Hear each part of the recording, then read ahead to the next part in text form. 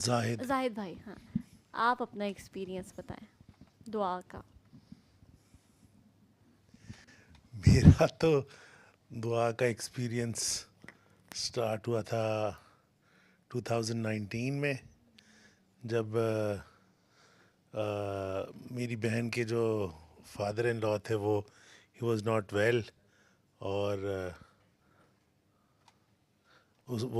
He was not well, और उसने discover किया, और हम फिर सर्विसेज हॉस्पिटल आए थे डॉक्टर साहब से मुलाकात करने के लिए। तो बस वो फिर सिलसिला, रूहानियत का सिलसिला तो खैर बचपन से ही चल रहा था। It started off in 1994 I guess, बहुत पहले से। तो इसलिए बस वो ज़िंदगी आहिस्ता आहिस्ता ट्रांसफॉर्म हो रही थी, और वो इधर आके एकदम बहुत ज़्यादा ट्रांसफॉर्म हुई जब दुआ का पता लगा।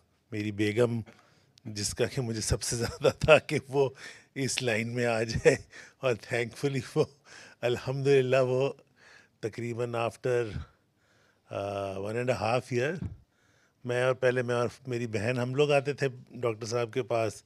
मुझे वैसे ही शौक़ है बहुत ज़्यादा महफ़िलों में, मतलब मैं एक वो हूँ, एडिक्ट हूँ कह लें इस फील्ड का। तो मुझे वैसे ही नशे का शौक़ है बहुत ज़्यादा, और आपने देखा होगा अक्सर मैं सोया होता हूँ यहाँ पे भी। तो बस वो एडिक्शन थी मेरी, और फिर बेगम ने जब आना शुरू किया तो अल्हम्दुलिल्लाह वो भी। और अब तो अल्लाह का शुक्र है कि सारी मौजें ही मौजें हैं। बहुत अल्लाह का करम है। दुआ से जो ट्रांसफॉर्मेशन मैंने, मतलब मैं इमेजिन नहीं कर सकता था, ये जो तोहफ़ा मुझे मिला है दुआ का, ये मेरे लिए अनइमेजिनेबल है कि इस दुआ की बरकत से, बाबों के करम से, मतलब मेरी बेगम भी, क्योंकि वो बिल्कुल शी वाज ऑफ ट्रैक। सो मैं उससे कभी डिस्कस ही नहीं करता था कि क्या सूफीज़म या मतलब उनका कोई बैकग्राउंड नहीं था ऑब्वियसली। तो मैंने कभी उससे अपनी ज़िंदगी में डिस्कस नहीं किया। और मैं अकेला, जब हमारी नई नई शादी हुई थी कराची में, तो मैं अकेला चला जाता था उधर। एक वहाँ पे साईं सनोली वाले हैं कराची में, मलीर में, और एक सबको पता है जो हज़रत अब्दुल्ला शाह गाज़ी, वहाँ पे तो मैं अपने तौर पे जाया करता था।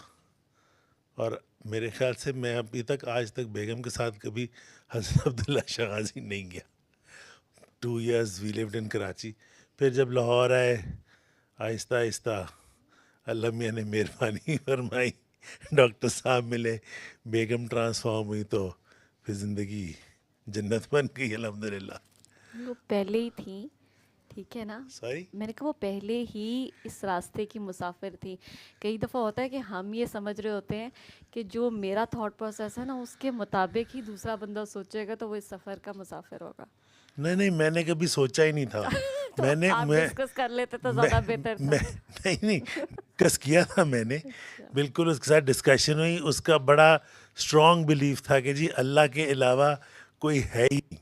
हाँ। मैं कहता था कि अल्लाह के तरफ पहुंचने के लिए आपको कोई पर्ची चाहिए, और आप यहाँ पे एक, मतलब किसी ब्यूरोक्रेट को मिलने के लिए आपको पहले उसके पीए से मिलना पड़ता है।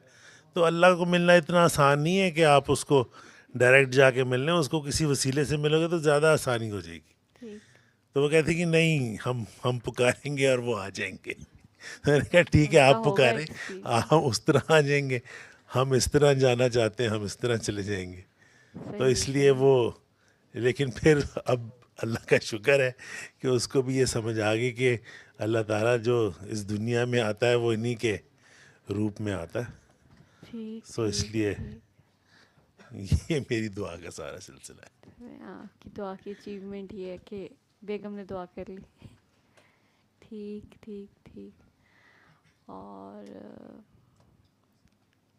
बेगम से बात कर लेते हैं, फिर उनको देते हैं।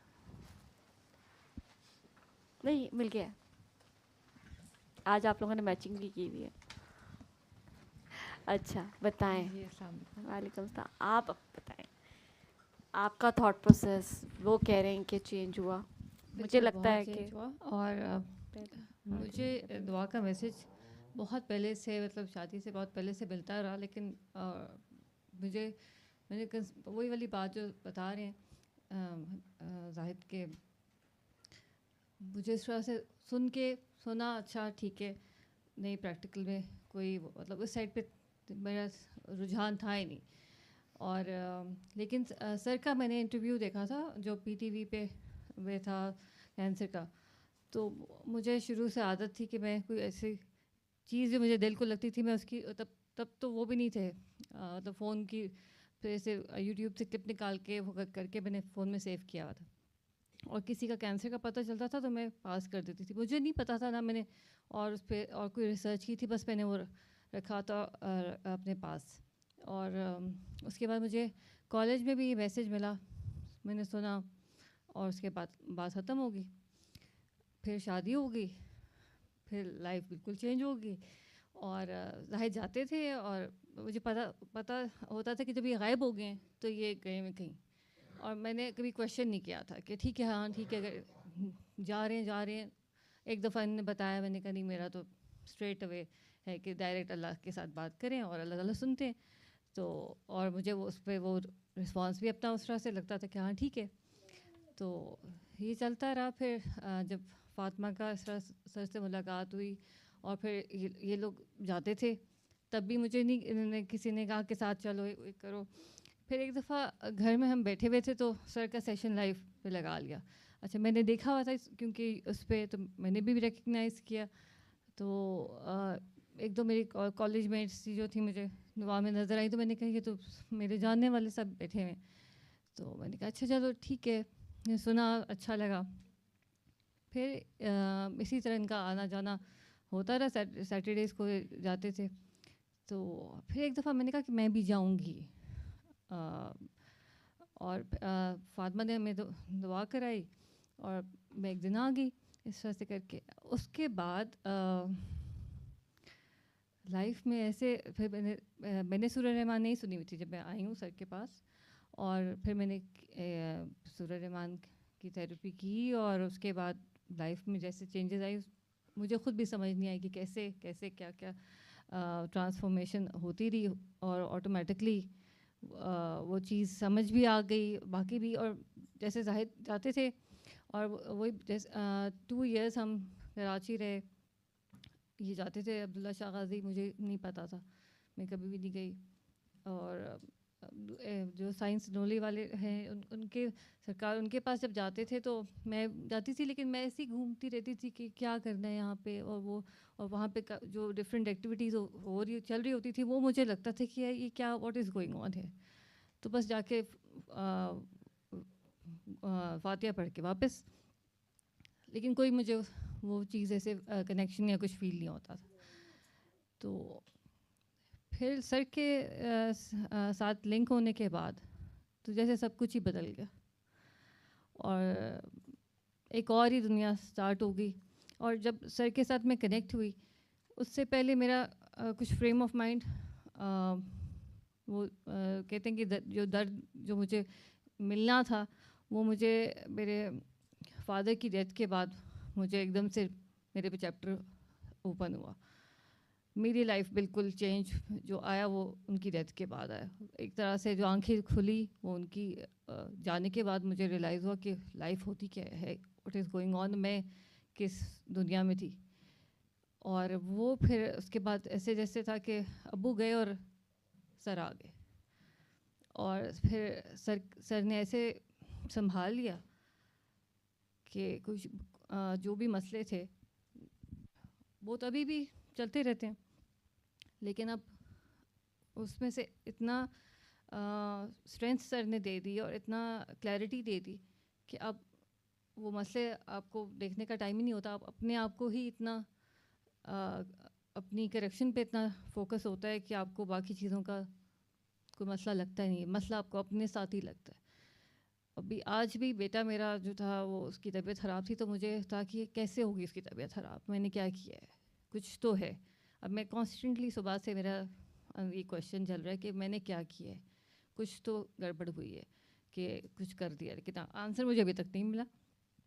लेकिन वो सबसे जो प्यारी बात ये हुई कि जो आप अपने आप को मार्जिन देते रहते हो हर एक चीज़ पे और दूसरे को आप छोड़ते नहीं हो, वो आपका सेल्फ चेक शुरू हो जाता है और सेल्फ एनालिसिस शुरू हो जाता है, और उसमें आप कम से कम और कुछ नहीं तो कुछ थोड़ी बहुत ही अपनी जैसे डस्टिंग घर की करते हैं वो अपनी शुरू हो जाती है। तो ये बहुत ही इतना ब्लेस्ड सिस्टम है कि इसमें आपकी हर चीज़ ही सही हो जाती है। आपका एक आई थिंक मुझे रियलाइज़ अब ये होता है क्योंकि ज़ाहिर मुझसे कभी ये एक्सपेक्ट ही नहीं किया कि मैं इस तरफ आऊँ या वो करूँ, तो उनकी अपनी कितनी दुआ थी और उनकी कितनी ख्वाहिश थी कि मेरा मैं इस तरफ मेरी हो जाए, ताकि वो एक फुली एक्सप्रेस कर सकें, हम आपस में बैठ के डिस्कस ही कर सकें। तो अब जब हम कोई बात आपस में शेयर करते हैं, वो पहले तो शुरू में मुझे देख के हंसते थे, इन्जॉय करते थे कि अब कि मुझे टीका लग गया। तो इनको पहले होता था क्योंकि वो मेरे सामने जब अक्सर होता था बात करते करते वो बात ही ख़त्म हो जाती थी, क्योंकि पता है कि मेरा पॉइंट ऑफ व्यू नहीं है तो मेरे सामने बात ही नहीं होती थी। लेकिन अब वो एक आई थिंक वो कंफर्ट जोन हम दोनों की हो गई है, और उससे बहुत सारी आसानियाँ मेरे अपनी फैमिली में, अपने घर में और सराउंडिंग्स में बहुत पॉजिटिविटी फील होना शुरू हो गई। तो लाइफ इज़ ब्यूटीफुल नाउ, और मुझे बहुत कुछ सिखाया दुआ ने।